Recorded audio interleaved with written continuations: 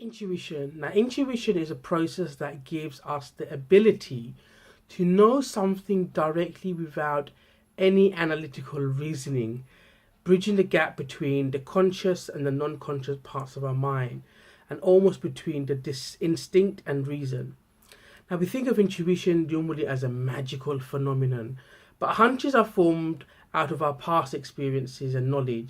So, while relying on our gut feelings doesn't always lead to good decisions, it's not nearly as flighty tactic as it may sound, right?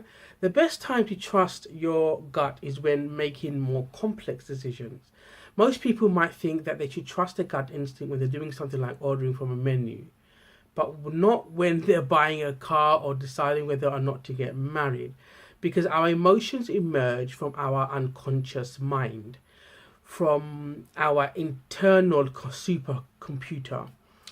They tend to reflect more information than our rational mind.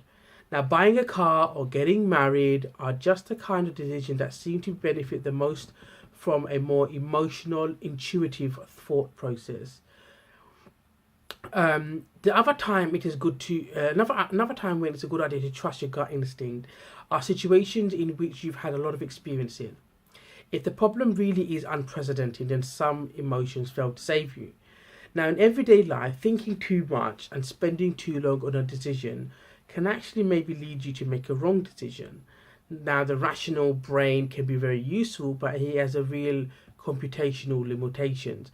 It can handle a certain amount of information at any given moment, but if you give it more than you can, overwhelm it. You end up overwhelming it.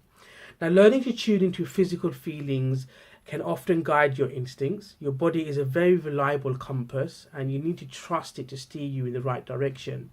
Now, psychologists believe that we have an innate response to danger that alerts us before our cognitive brain has processed the information. However, it is easy to ignore these sort of ancient signals, as I call them, unless you're paying close attention to them with your instinct. The message for today's clip is intuition, what I call gut feeling. 9 out of 10 is always correct.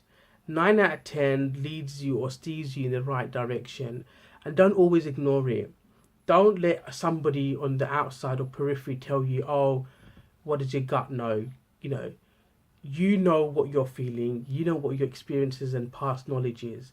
Coupled with that and your intuition, hopefully you will be steering in the right direction. That's something Rumi used to say. Rumi said, close both eyes to see with the other eye. Something to think about again.